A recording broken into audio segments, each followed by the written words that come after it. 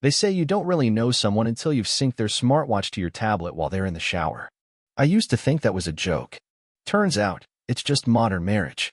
I'm Nate, 36, mid-level project manager, tech startup drone, casual drinker of overpriced coffee, husband to Melanie, marketing lead, social climber, amateur yoga influencer, and apparently, secret candle-making enthusiast.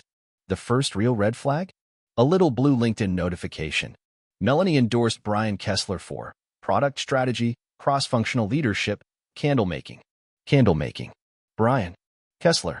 This guy's LinkedIn photo looks like he tried to smolder and sneeze at the same time. He works 2 floors below me. I see him sometimes in the cafeteria, microwaving fish and calling everyone chief. We've shared exactly 3 words in our professional lives. Passcode's not working. I wouldn't have noticed the endorsement at all, except LinkedIn thought I might want to endorse Brian too. I clicked out of curiosity. There it was. Candle making. 5 endorsements, including Melanie's. We don't even own candles. She says they give her a headache. I once bought her a vanilla-scented one for our anniversary. She moved it to the garage. But here she was, handing out candle-making endorsements like Costco samples. Cute. I let it go at first. Maybe she was being nice. Maybe it's just some internal office game. Until she started self-care nights. Every Thursday. No pattern before that. But now? Thursdays were sacred. Hair masks, bubble baths, mental detox time. She'd throw on her favorite Target robe, grab a bottle of Pinot, and disappear into the bedroom by 8 p.m. Don't wait up, she'd say, like I was dying to have pillow talk with a bottle of Garnier conditioner. Week 3 of me time, I noticed something else. The fridge. We have one of those new smart fridges. Tells you when milk's low. Tracks your wine consumption. Real Jetson stuff. I got it for her birthday. She wanted something that feels like the future. Well, the future logged that 2 bottles of Pinot Noir vanished in 5 days. Also missing, Mai Tai leftovers, 2 lemon cheesecakes, and a pack of chocolate almonds she swore she wasn't even into anymore. Now here's the part where I probably should have confronted her. But I've been in project management long enough to know. Never raise a flag without data. That's when I remembered her smartwatch, a sleek little fitness tracker she never took off, even in the shower. Synced to her phone. And if her phone is synced to the cloud, well, so can I be. Took me 10 minutes to link her watch to my old iPad. 10 minutes after that, I had her resting heart rate, step count, blood oxygen levels, all the juicy, impersonal stuff a husband shouldn't be able to see. And yet, you know what's fascinating? The human heart. Melanie's heart rate was pretty steady, except Thursdays, around 9:08 p.m. Every single week. It spiked like she was running a 5K in stilettos. And not at home. The location tracking? Goldmine. She wasn't in the bathroom. She was in the suburbs. 20 minutes from her office. Same address. Same guy. The kicker? Brian Kessler lives there. I cross-checked his Slack profile. It had a little bio with his zip code. Of course it did. So now I knew. Candle making. Self-care nights. Pinot Noir. All happening in Brian's suburban lair, while I watched YouTube videos about how to clean a self-cleaning oven. It hurt. But not the way you think. It wasn't romantic pain. It was ego. I'd always known Melanie was a bit performative. But now I had data. And you know what they say in tech, with enough data, anyone can become God. And me? I had a full dashboard. You ever sit at your desk at work, headphones in, eyes on your screen, pretending to care about quarterly forecasts while secretly tracking your wife's heart rate from her smartwatch? No? Just me? Cool. That Thursday, I sat there in my sad little cubicle with a half-warmed coffee and a polite, hollow smile pasted on my face while I watched Melanie's heart do jumping jacks on my tablet like it had something to be excited about. It hit 122 BPM at 9:06 p.m. Back down to 88 by 9:38. Whatever was happening at 1413, Cedar View Lane every week, it was efficient. But I wasn't mad. That would have been easy. No, I was fascinated. Like I'd cracked open a hidden level in the game of marriage. All I had to do was keep watching, keep gathering intel, and eventually, Melanie would hand me the rest of the puzzle without even realizing it. Over the next few weeks, I built a timeline. Thursdays, obviously. She'd take her laptop into the bedroom around 7:45 p.m., wearing one of her fake silk robes like it was a war medal. She always poured a glass of Pinot 2 fingers, just shy of halfway. Then, around 8:30, she'd put on music. Lo-fi beats or Bon Iver or something equally Pinterest core. That's when she'd dim the lights and close the bedroom door for ambience. By 8:50, the location on her watch would start to drift, always in the direction of sea to view. Traffic data? Consistent. 17 to 19 minutes, depending on construction. One time I waved her off as she passed by me in the kitchen. "Enjoy your meditation or whatever," I said, like a good supportive husband. She just kissed my cheek and said, "Don't wait up." I swear she said it the same exact way every time, like she'd rehearsed it. But here's the thing. If I were just a regular guy, some poor schmuck drinking too much and crying into his throw pillows, I probably would have confronted her, screamed, thrown her watch at the wall, and asked her how long she'd been letting Brian Candle King Kessler light her wick. But I'm not that guy. I'm the guy who runs the entire IT infrastructure of her company. I'm the one who set up her Slack permissions. The guy who wrote her office's password reset policy. The guy who installed endpoint monitoring after that Russian ransomware scare. Translation: I own every digital breadcrumb she leaves behind. I just hadn't looked yet. Until I did. First thing I pulled up? Her Slack chat history. Melanie's an emoji abuser, so I searched by the candle emoji. Guess who else liked to use it? Brian Kessler. Thread after thread of sickly sweet messages that danced on the edge of HR violations. Ugh, Thursday can't come fast enough, fire candle, or think I still smell like you, lol. But there it was, the word smell. I read it again and again, like I'd misread it. Nope. The next search term? Pinot. Bingo. Bringing the good Pinot this time, winking face, don't let me forget. From Melanie. Sent Wednesday night at 11:17 p.m. I started cataloging them like a sad, bitter librarian. Candle. Pinot. Wick. Flame. Smell. Smolder. Sweat. Then I checked her shared drive. I'd set it up myself when she joined the company. Melanie didn't even realize I had back-end admin access. Most people never think about the guy behind the firewall until he decides to look. She had a hidden folder named M Creations. Subtle. Inside? Photos. Not dirty, not explicit. Melanie's way too calculated for that. No, these were worse. These were artsy. Dim lighting, soft smiles, a shot of her bare shoulder with a candle in the background. A photo of Brian holding a glass of wine, leaning against what I recognized immediately as our old bookshelf. Wait, my old bookshelf. From college. She'd given it to Goodwill 3 months ago because it didn't match the vibe anymore. Apparently, Brian's vibe is thrifted nostalgia. I stared at the screen for a long time. It wasn't jealousy. It was something colder. Something quieter. Like standing outside in the dead of winter, listening to the sound of your own breath, realizing it's the only warmth you've got left. I didn't cry. Didn't punch a wall. Didn't call her. I just started planning. First step, I made a copy of everything. Slack threads, photos, smart fridge logs, heart rate charts.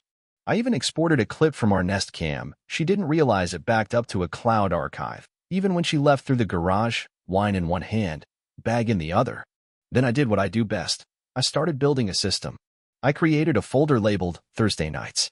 Nested in there were subfolders with names like fridge logs, Slack threads, cheesecake inventory. I even wrote a script that would notify me every time her watch moved within 100 feet of sea to view. It pinged me with a cheery notification. Melanie is in her happy place, smiling face with smiling eyes. Now, I needed a venue. A moment. Something big. Then it hit me. Melanie's company, same one I handle IT for, was planning their annual Remote Appreciation Week. It ends with a company-wide Zoom celebration. People log in from all over the country. It's the only time corporate gets together to hand out awards and pretend there's still one big happy startup family. And guess who runs the tech side of the event? Me. The theme this year? Integrity and innovation. Oh, the irony. So I pitched a new idea to HR. Let's have the employees vote on peer awards. You know, fun stuff. Most innovative, best teammate, most ethical. Most ethical employee was a hit. Everyone loved it. Totally harmless, right? Wrong. I rigged the vote. Not by cheating, no. I didn't need to. I just dropped a few compliments in Slack threads about how Brian Kessler always triple checks his code and holds the door open for people. Like clockwork, folks piled on. Yeah, Brian's such a stand-up guy. Totally. Love that dude. Sheep. The lot of them. He won in a landslide. I scheduled the Zoom event. Added a little surprise under my name. Award presentation. In. Harris. And then I got to work.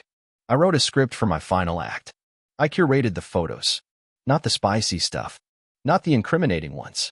No, I wanted tasteful, intimate, romantic. I wanted everyone watching to feel like they were intruding on something sacred. The final slide? A screen capture of Melanie's Slack message. Can't wait to melt again with you, fire. The screen title? Integrity. You ever seen 100 Zoom faces freeze at once? It's like time stopped. People squinted, mouths parted. Some even leaned in. And there, front and center in the gallery view? My boss, Jerry Wallace, VP of Product.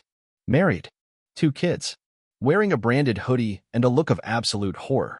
He wasn't horrified at Brian, though, because in the final 30 seconds of that slideshow, I'd slipped in something else. A photo from 2 weeks ago. A hotel room. Melanie, laughing. In the mirror behind her, Jerry Wallace, shirtless, holding her phone. The boss. The boyfriend. The other boyfriend. Yeah, she had 2. And one of them was now staring into a camera he didn't know was recording. I didn't say a word. Just let it roll, like a good host. The chat exploded. What is this? Is this part of the presentation? OMG. Someone wrote, this is unethical, which made me laugh harder than I had in weeks. Melanie wasn't in the Zoom. She'd called in sick. But Brian was. And Jerry. I watched their faces like a hawk. Brian blinked, confused, until it hit him. Jerry went dead quiet. Then left the call. The slideshow ended. The screen faded to black. I smiled and said, well, looks like Brian's really lit up the team this year. Congrats, buddy. Take a bow. Then I logged off. Next Thursday, Melanie poured her Pinot and came to me with her usual smile. Self-care night, she chirped, like nothing had happened. I held up my phone, played the Zoom recording back at her. Hit pause on the mirror shot. Her face drained like someone pulled the plug. I didn't say a word, because I didn't need to. When people talk about the moment everything changed, they usually mean it metaphorically, some dramatic turning point that exists more in hindsight than in real time. But I had a real one. Time-stamped. High definition. 40 minutes into a corporate Zoom call, 2 adulterers realized they were starring in their own documentary. Presented live. By me. And the best part? Nobody saw it coming. Especially Melanie. After I logged out of that virtual circus, I sat in my office and listened to the sound of silence. Not metaphorical either, actual silence. The kind that's so deep you can hear the blood rushing through your ears. That's the sound of a plan landing perfectly. No applause. Just impact. I left the apartment. Didn't tell her where I was going. Just grabbed my keys, drove to a Taco Bell, and ordered a Nachos Bel Grande like a man who had nothing left to prove. While I was eating in the car, window cracked, FM static playing, my phone started lighting up like a dying Christmas tree. 30 missed calls. 9 from Melanie. 11 from her coworkers. A few from numbers I didn't recognize but could easily guess HR, probably.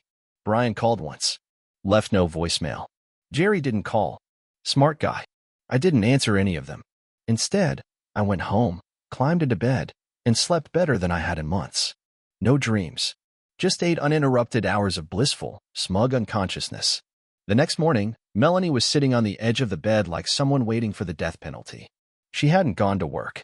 She hadn't moved, I don't think. Just sat there, scrolling her phone, reading the fallout. She looked up as I walked in with coffee.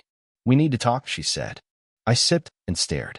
Nate, she said again, voice low and syrupy, like she thought she could seduce her way out of what I'd done. I don't even know where to start. Try the middle, I said. You already skipped the beginning, and the end's going to write itself. She flinched. I didn't even feel like gloating. Not yet. I was still in watch mode. I'm sorry, she said. Are you? I asked. Or are you just sorry everyone saw it? Her face cracked a little, like a plate dropped on carpet. Didn't shatter. Just splintered. It wasn't what it looked like, she started. No, I cut her off. It was exactly what it looked like. Don't insult both our IQs. She opened her mouth to protest. Closed it again. Smart girl. Smarter than Brian, anyway. I walked past her, sat down at my desk, and opened my laptop. Work emails. Subject lines like about yesterday and need to clarify something. HR had sent a mandatory follow-up survey to all employees. Classic damage control.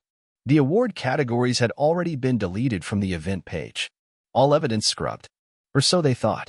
Melanie hovered behind me like a ghost with no haunting skills. Nate, how long have you known? Define known, I said. She didn't answer. Just stood there like a kid caught shoplifting who still thought maybe If she just looked sad enough, someone would let her go. I want to explain, she said finally. I turned around. You know what's funny? I've spent the last 4 weeks analyzing your every move, your texts, your heart rate, your GPS, and not once did I hear you ask to explain. You didn't want a conversation then. Don't act like you want one now. That's not fair, she snapped, dropping the fake sweetness like a hot pan. You blindsided me. You humiliated me. I smiled. There it was. The real Melanie. The PR mask had slipped. Finally.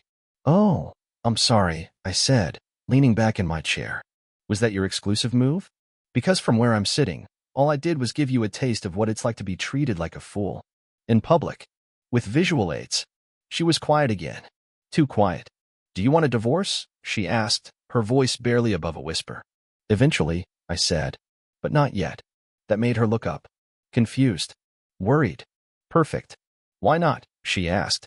I stood, walked past her, and poured myself another cup of coffee. Because, I said, if I divorce you now, people might think I was just bitter. That I lashed out because I got hurt. I turned and faced her. But if I stay married to you, just long enough for the story to spread, for people to realize what you did, for the gossip to bake into every corner of your professional world, then walk away clean? Then I look like the reasonable one. The victim. The mature man who tried to make it work. She stepped back like I'd hit her. That's manipulative. I shrugged. So sleeping with 2 men behind my back. Let's not pretend we're playing by the same rulebook anymore. Melanie left the room. For the next week, we lived like polite strangers. She started locking her phone. I started locking my drawer. She stopped asking about my day. I stopped pretending I cared about hers.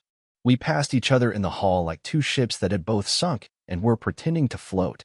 Meanwhile, the fallout continued. Brian was placed on temporary leave, HR speak for go disappear for a while until we decide whether you're worth the PR risk. Melanie's department got reshuffled. She wasn't fired, but her team was absorbed into another. She now reports to someone who was at the Zoom call. I don't know if he pities her or hates her. Maybe both. And Jerry? Oh, Jerry. Jerry went dark. No social media. No emails. Then one day, we got the announcement. VP of Product Jerry Wallace is stepping down to pursue other opportunities. That's code for, please leave before we drag your marriage into a company-wide HR audit. I sent him a bottle of bourbon and a card that read, Integrity Matters. Nate. No return address. Now, here's where it gets fun. I updated my resume. Quietly. I've been headhunted before, and this time I actually responded. A rival startup, bigger, sleeker, better funding made me an offer. Higher title. Higher salary. Remote. The works. I accepted. But I didn't quit yet.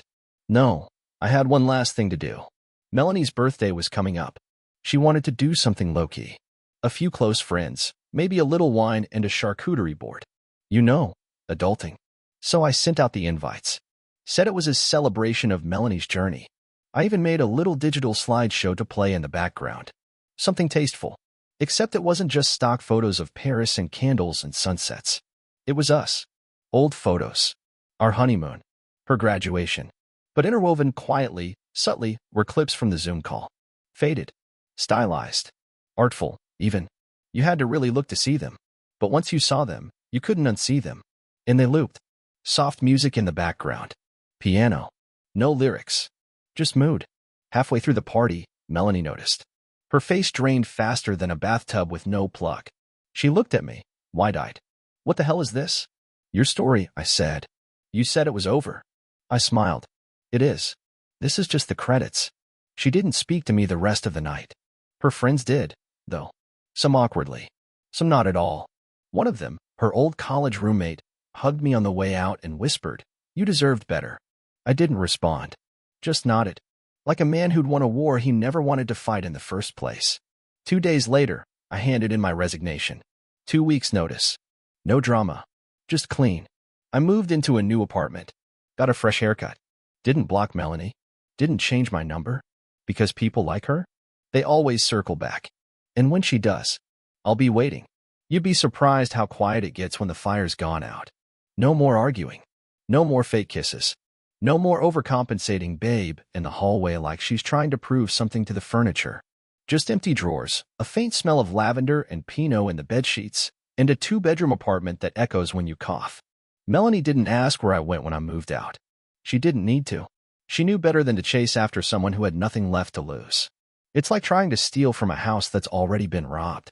I left her the condo. Technically, I could have fought for half. It was under both our names. But let's be honest, I didn't want the place. I didn't want the walls that heard her lies, or the couch she probably wiped perfume off of before I came home. I wanted out.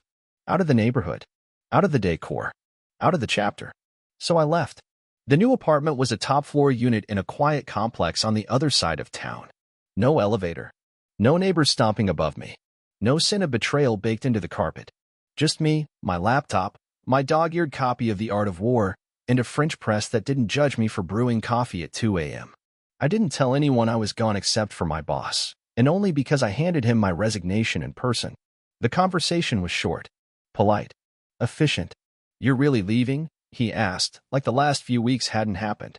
"I stayed longer than I should have," I said, shaking his hand. "Good luck with the new VP." He blinked. "We haven't hired a new one yet." "Oh," I said. "Then I guess good luck, Jerry." He stiffened. Didn't say a word. Just gave me a nod that probably made him feel dignified and watched me walk out the door. And just like that, the man who tried to play puppeteer with my marriage became a footnote in my departure.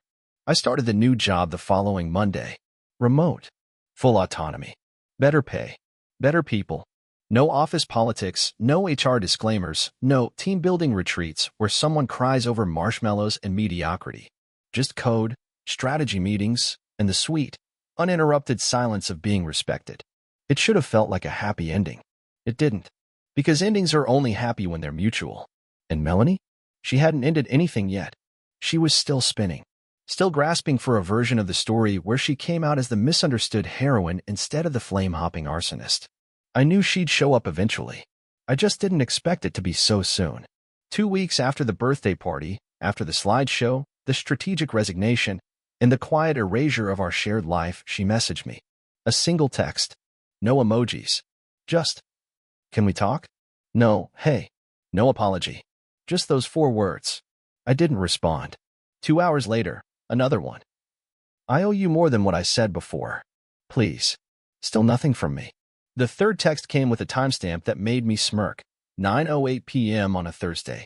Her old happy hour. That time slot used to belong to Brian. Now it belonged to desperation.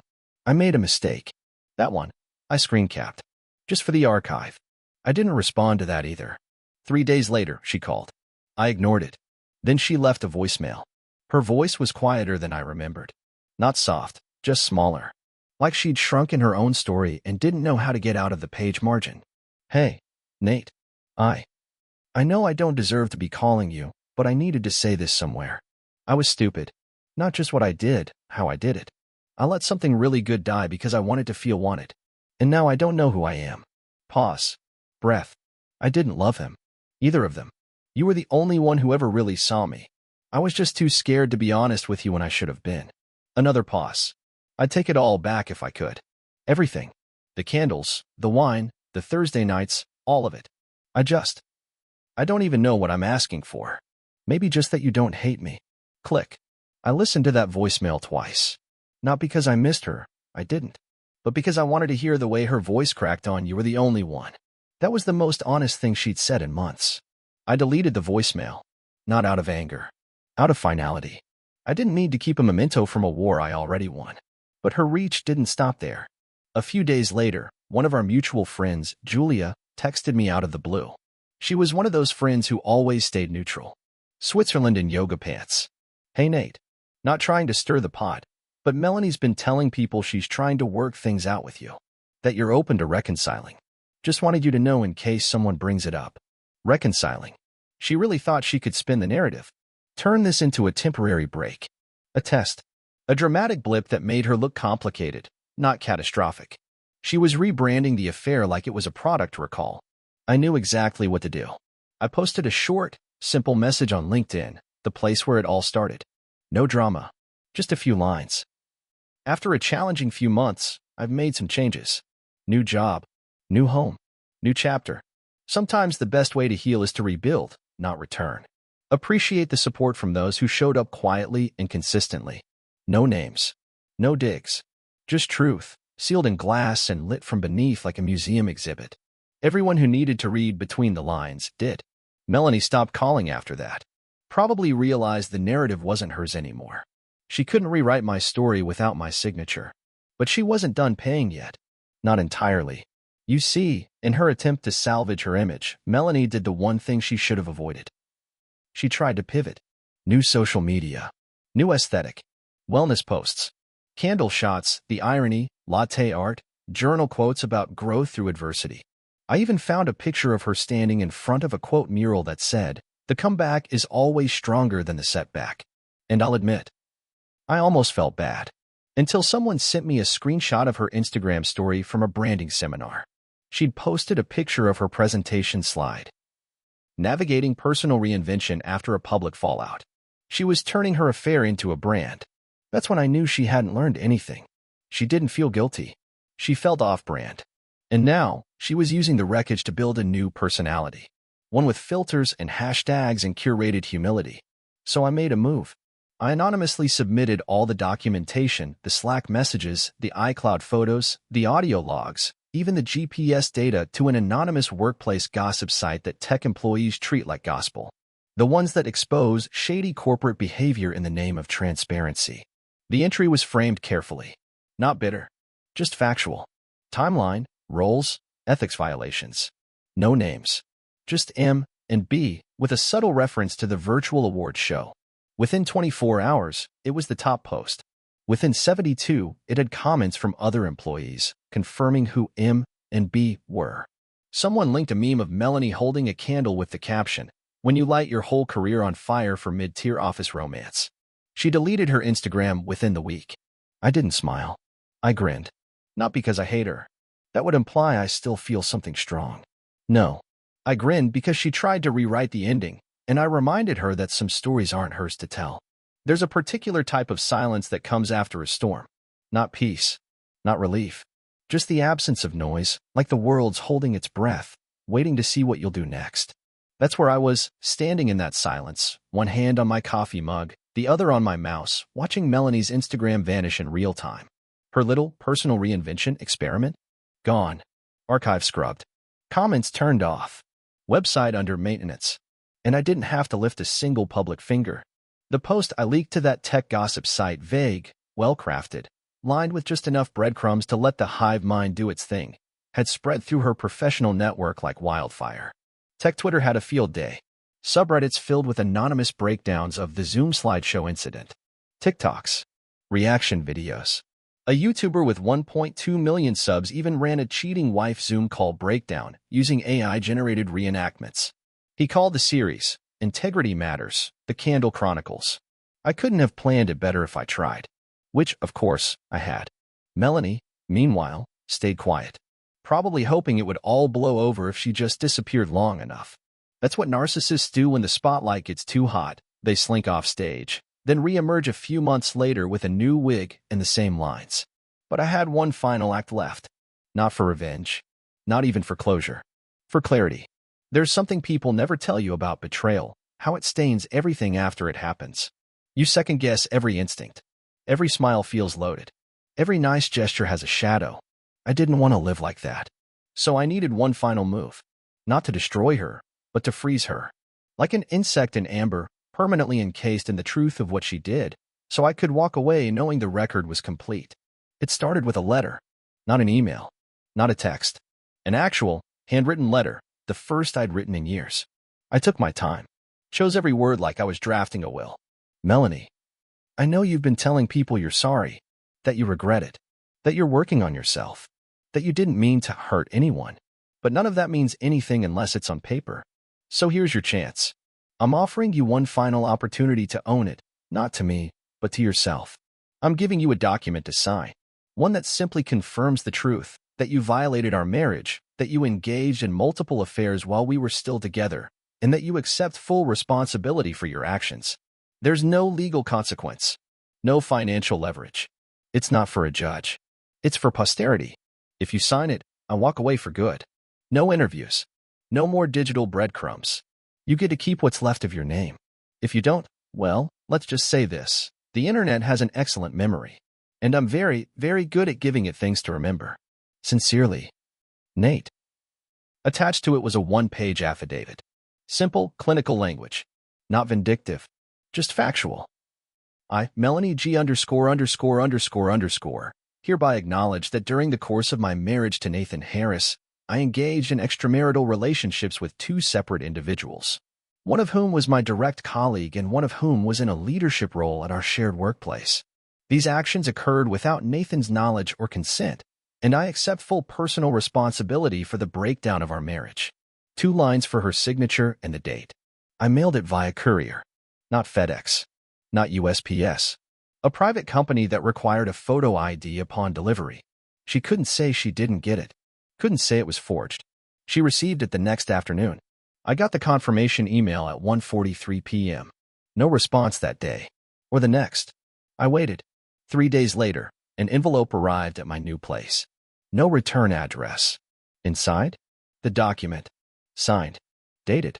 Notarized. There was no note. Just a single, dried wax seal stuck to the bottom of the page. A candle, literally embossed. That almost made me laugh. Almost. Now I had what I needed. The story was complete. But like any good story, the real reward isn't in the climax, it's in the fallout. The slow unraveling. The realization that your protagonist got what he wanted, but not what he expected. Because I wasn't happy. Not really. I wasn't sad either. I wasn't anything. I was free, yes, but freedom is empty when you've spent a decade building a cage you thought was a home. So I started rebuilding, piece by piece. I deleted the folder on my desktop labeled Thursday Nights, emptied the drive that held all the logs and photos, wiped the surveillance software, tossed the backup USB into a locked drawer I no longer had the key to. Then I called a locksmith and told him to change the lock on that drawer anyway. Melanie was out of my life. Not just physically, digitally, mentally, emotionally. I'd purged her from every folder, inbox, and login. I even changed my Spotify algorithm so it would stop recommending Bon Iver. The real test came when I ran into Brian. It was at a networking event, small, private, invite only. He didn't see me at first. He was in the corner, trying to chat up a woman who looked like she'd rather be anywhere else. He had a drink in one hand and a paper name tag on his blazer that said consultant. His LinkedIn listed him as founder of a boutique brand strategy firm, which I knew meant unemployed with a Wux site. I walked past him on my way to the bar. He looked up, locked eyes with me, and I smiled. Nothing fake, nothing smug. Just a real, calm, knowing smile. His face dropped. He opened his mouth to say something. Maybe to explain. Maybe to apologize. I kept walking. He wasn't part of my story anymore. You know what people don't realize about revenge? It doesn't heal you. It just clears the road so you can finally start limping forward. And I was walking now. Limp or not. I was seeing someone new. Casual. No pressure. She worked in finance. Wore Doc Martens to brunch. Asked questions and listened without turning it into a self-help monologue. I hadn't told her anything about Melanie, and she hadn't Googled me. Or maybe she had, and just decided to let me tell it in my own time. I like that. We talked about dumb things. Favorite chips. Unpopular opinions. Worst vacations. It was simple. Light. And for once, I didn't feel like I was being audited for hidden motives. One night, over drinks, she asked, "Ever been married?" I paused, then nodded. Yeah, once. Bad breakup. I sipped my bourbon. Thought about the slideshow, the LinkedIn endorsements, the self-care nights, the notarized confession. Yeah, I said, but I'm over it. She nodded like she believed me. Maybe she did. We changed the subject. Later that night, when I got home, I sat on my balcony with a glass of wine and stared at the skyline. The city lights blinked like a warning or a welcome. I couldn't tell which. And for the first time in a long time, I didn't feel like I needed to win. I'd already won. Not because Melanie lost, but because I wasn't in her orbit anymore. Because her gravity no longer pulled at me. Because I built something better, not out of revenge, but out of resolve. I finished the wine, closed my eyes, and listened to the silence. Closure isn't a moment. It's not a phone call or a signature on a document. It's not even revenge, not really. Closure is when you stop checking the rearview mirror because you finally believe nothing behind you is worth crashing into a tree for. And that's where I was, somewhere between healing and indifference. Waking up in a bed that didn't creak with someone else's memory. drinking coffee that didn't come with a side of suspicion, living in a space that smelled like detergent instead of deceit. But let's not pretend the ghosts don't knock. They do, just less frequently, and they knock softer. It had been 6 months since the Zoom call, 3 since Melanie signed the confession.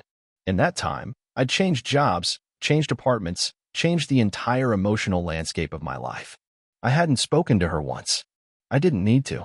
She, on the other hand, wasn't doing so well. Word gets around in tech. It doesn't matter how clean you try to scrub the glass. Once it's cracked, people look at you differently. Melanie bounced between consulting gigs that never seemed to last more than a few weeks. Rumors swirled. She'd applied for a job at a firm 2 of my old coworkers had joined. She didn't get it. One of them texted me, "Bro, she used your slideshow as an example of how she's overcome adversity." Not even joking. I didn't reply. I just stared at the screen, half amused, half baffled, and then turned the phone over face down. Some people want forgiveness. Melanie wanted to be forgiven without admitting fault. A clean narrative reboot. The kind where she gets to say, "I made mistakes," without actually naming them. But the thing about unnamed mistakes is they stay alive. You can't kill what you won't confess. She kept trying to spin it. I saw traces. A Medium article she posted under a pseudonym about navigating betrayal from both sides. A TEDx audition reel floating around with the title, "The Candle and the Flame, Burning Down the Life You Built to Find Your Truth." It would have been hilarious if it wasn't so pathetically calculated. Still, I let it all be. I had nothing more to prove, nothing left to say. And then I got the email. It came from a shared contact. One of those tech overlords who likes to keep tabs on everyone in the industry. The kind of guy who knows when your LinkedIn headline changes before you do. Subject line, "You need to see this." Inside? A link to a YouTube video. Unlisted. Title, "What Happens When You're the Villain in Someone Else's Story." I clicked. There she was. Melanie. Center frame. Professional lighting. Soft focus background. A cozy little studio setup. Lip gloss. Carefully curled hair. A gray cashmere sweater that screamed, "I'm gentle now." She spoke slowly, thoughtfully. Every word rehearsed like she'd been talking to a mirror for weeks. I used to think that telling my truth meant painting myself as the victim. But sometimes, we are the villain. And owning that doesn't mean we're evil, it just means we're human. Cut to a montage, blurred candles, rain on windows, an empty bed. I was married. I made mistakes. Big ones. I broke someone who didn't deserve to be broken. Back to her face. She looked down, then up, eyes glassy. Oscar-worthy stuff. And I didn't just hurt him. I hurt my coworkers, my friends, myself. Another cut. Her staring out a window, contemplative. A mug in her hand. Steam, probably added in post. It was public. Ugly. And it forced me to face parts of myself I never wanted to see. Cue dramatic music swell. And I want to thank the person who exposed me. Because without that pain, I wouldn't have begun to rebuild. The screen faded to black. Then white text appeared. "I'm not asking for forgiveness. I'm asking for understanding." Then a link to her website. Then silence. I sat back in my chair. Let it wash over me. It was clever. Carefully edited. Just vague enough to not name names. Just personal enough to make it feel intimate. She didn't deny anything. Didn't apologize either. Not really. It was what PR folks call a controlled burn. Admit enough to seem authentic. Frame the fallout as part of the healing. She was playing the long game. Reputation rehabilitation. I closed the tab. And for the first time since the whole mess started, I laughed. Not a chuckle. A full, belly-deep, can't-stop kind of laugh. Because I realized something. She still thought the story was about her. She didn't understand that the real power wasn't in controlling the narrative. It was in leaving it behind. I didn't need people to hate her. I didn't need applause. I just needed peace. And I had it. Because while she was out there curating the ashes of her brand, I was living. Quietly. Fully. The new job? Going great. Turns out being good at your work and not sleeping with coworkers puts you in high demand. The new relationship? Still casual, still light, still refreshingly free of dramatics. We'd started taking weekend trips, upstate to little cabins with board games and spotty Wi-Fi. I taught her how to play chess. She taught me how to not take everything so damn seriously. It was good. Not magical. Not cinematic. But good. And that was better than anything I'd had in years. One night, on the drive back from one of those trips, she looked over at me and asked, "Do you think people really change?" I paused. Thought about Melanie. Brian. Jerry. Myself. Not easily, I said. But sometimes they stop pretending. And that's close enough. She nodded like she understood. Or at least accepted it. Later that night, she was brushing her teeth when she asked, "Would you ever go back to her? If she showed up one day? Really sorry." I didn't even have to think. No. Why not? Because apologies are like receipts, I said. They only matter when you return something. And I don't want it back. She didn't ask again. I checked LinkedIn once more before bed. Melanie's profile was gone. Deleted or deactivated, hard to say. Then I closed the app, powered down my phone, and went to sleep. Not because the chapter was closed, but because the book was finished. The title? LinkedIn Endorsements and Late Nights. A story about betrayal, data, and perfectly timed revenge. But more importantly, a story about walking away and never needing to look back. Subscribe to the channel